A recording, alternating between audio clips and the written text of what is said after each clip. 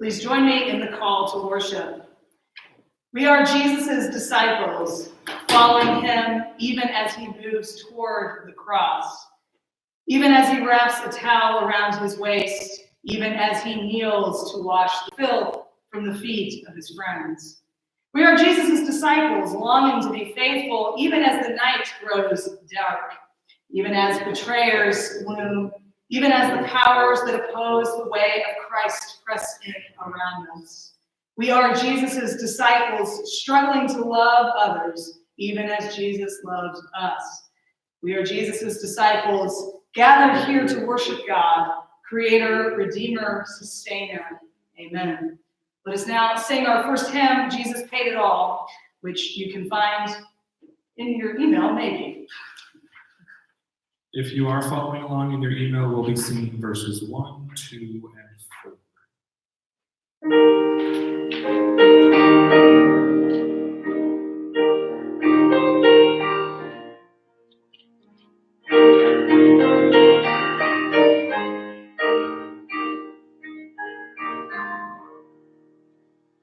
I hear the Savior sing, my strength indeed is small, to love weakness watch and pray, find in me and all in Jesus paid it all to him I owe. Sing and lift up crimson stain, he washed in white and snow. Now indeed I find thy power and thine alone can change the leper's spots and melt the heart of stone. Jesus paid it all to him I owe. Sing and lift up crimson stain, he washed in white as snow. And when before the throne I stand in him complete, Jesus died my soul to save, my lips shall still be great. Jesus paid it all to him I owe. Sing and lift up crimson stain, he washed in white as snow.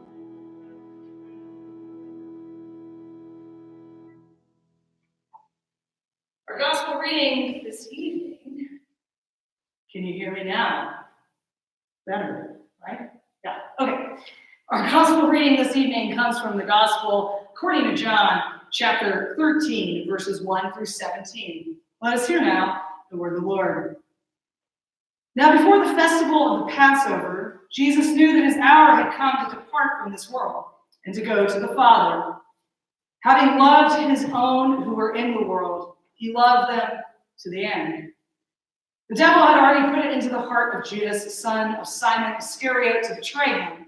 And to supper, Jesus, knowing that the Father had given all things into his hands, and that he had come from God and was going to God, got up from the table, took off his outer robe, and tied a towel around himself. Then he poured water into a basin and began to wash the disciples' feet and to wipe them with the towel that was tied around him. He came to Simon Peter, who said to him, Lord, are you going to wash my feet? Jesus answered, You do not know now what I am doing, but later you will understand. Peter said to him, You will never wash my feet. Jesus answered, Unless I wash you, you have no share with me. Simon Peter said to him, Lord, not my feet only, but also my hands and my head. Jesus said to him, One who is bathed does not need to wash, except for the feet, but is entirely clean, and you are clean, though not all of you. For he knew who was to betray him. For this reason, he said, Not all of you are clean. After he had washed their feet, had put on his robe, and had returned to the table, he said to them, Do you know what I have done for you? You call me teacher and Lord, and you are right, for that is what I am. So if I, your Lord and teacher, have washed your feet, you also ought to wash one another's feet. For I've set you an example that you also should do as I have done. Very truly I tell you, servants are not greater than their master, nor are messengers greater than the one who sent them. If you know these things, you are blessed if you do them. The word of the Lord, thanks be to God. For the past few weeks, I've gotten the privilege to ask questions of physicians who are reading new information every day on the pandemic. And one of the most striking aspects of these interviews is how often we hear the phrase, well, we don't really know. Now, don't get me wrong, they know a lot of things. They know the history of SARS and MERS. They know about coronaviruses in general. They know about blood tests for antibodies. They know about immune systems. They know a lot. But, well, we don't really know yet, is the common refrain. In our story this evening, Jesus, after stooping down to do the dirty work of washing the feet of the disciples, posits, do you know what I have done for you? Do we know what love has done for us?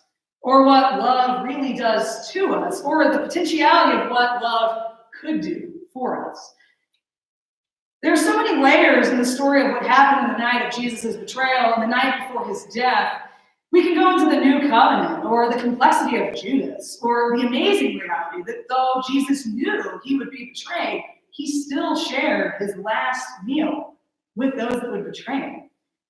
We can talk about the ritual of it all, or the new command to love when we get Maundy. But during our current time of global pandemic and quarantine of physically distancing, I'm most drawn to the staggering, beautiful truth here that even God incarnate needed to be physically present with friends in times of difficulty. Out of all the layers in the story, the theological depth and beauty, the messages we can draw, the directives we could embrace, I'm most drawn to the simplicity of a meal with friends, to the need we have for it. How many of us are missing that thing right now? These days, the routines and pleasures of daily life have been sacrificed to the larger purpose of stopping the spread. And the question that presses into me more and more is the question Christ asked, kneeling on the floor beneath those who would leave him in his darkest hour. He says, do you know what I have done for you? It's not a matter of, did you get the lesson that I was trying to teach you guys? It's different. Do you know what I have done for you? The more concrete answer was in the action of Jesus, taking their gnarly feet and washing them. It was a humble action from one real body to another's. One of the disciples, Peter, is utterly baffled by this. You'll never wash my feet, he exclaims. It strikes me as true that when we are in the presence of genuine, deep, more selfless love, that one common response is that of Peter's. Befuddlement. We are baffled by sincere love. We are in awe of humble love. Love, at its best, leaves the beloved in a state of being stunned. The beloved is blessedly shielded from the efforts of the one doing the loving, the hard work, the sacrifices that were made. And love, at its best, makes those sacrifices that are made for the beloved a thing not of striving, but of joy. Don't get me wrong. Love does take effort. It costs Christ his life. And if we're doing it right, it'll cost us ours too. I think about our attempts to follow the guidelines right now, how that might save the lives of people we'll never meet. It's baffling. And when the costs of love are embraced joyfully, things really begin to change. Joy is self-transcending. Joy is getting swept up in another. We have a tendency to make this holy day very somber. And it makes sense, after all. An inmate's final night before his execution is not usually one that is filled with laughter, good cheer, and joy. But what if we paused in the storyline of the next 3 days long enough to appreciate the joys of a meal with friends? Good Friday is fast approaching. There will be time for somber yet. But for now, we can try to rest in the joyful, blissfully unaware, utter befuddlement of being recipients of humble love. May we do so now. Amen. So at this time, we're going to do something a little different. It's customary in a lot of places to do foot washing, and sometimes they leave what I would call like an easy way out. And while everybody else is washing feet, you have the option of like hand washing, which I never really liked that. I was always like, you either do the foot washing or you don't do the foot washing. You don't do this weird mix of things. But tonight, I thought it would be really interesting to do a liturgy of hand washing during COVID-19 because we've heard more about hand washing in the past month than we ever have. And that conversation about hand washing is usually around the threat of the illness or the fear of spreading it and contagions. But I thought maybe we can take that moment and flip the script and reframe it, not as washing out of fear and anxiety and threat, but as washing out of love in the same way that Jesus washed his disciples' feet out of love.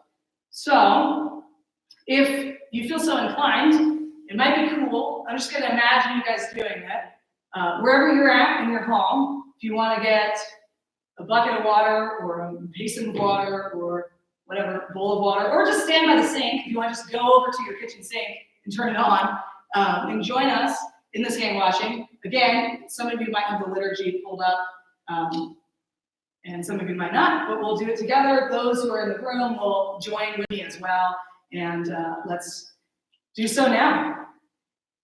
God of living water, who came in humility and hope, we have been consumed with anxiety, washing the hands you gave us out of terror over an unseen threat, and not out of love for our neighbors. But on this Holy Thursday, we wash our hands in love.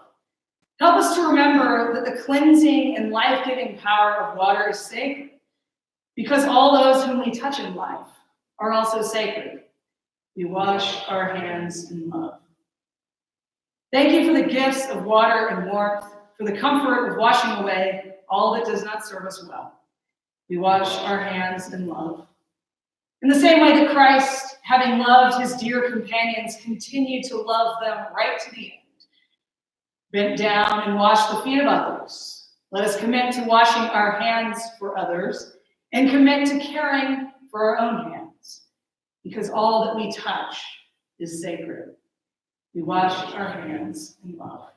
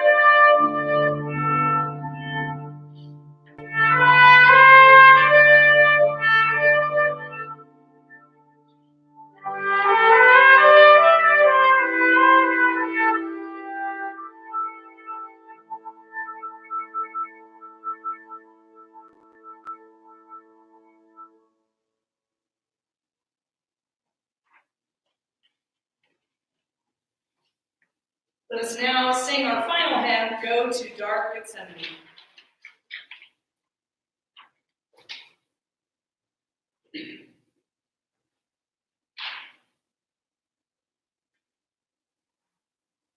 If you're joining along, we'll be singing verses 1 and 2.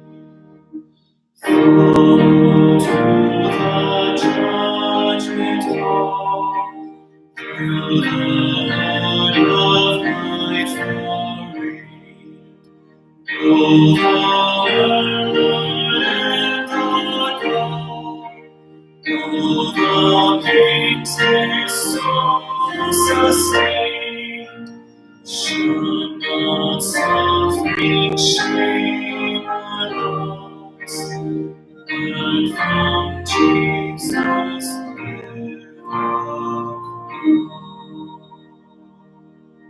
cross.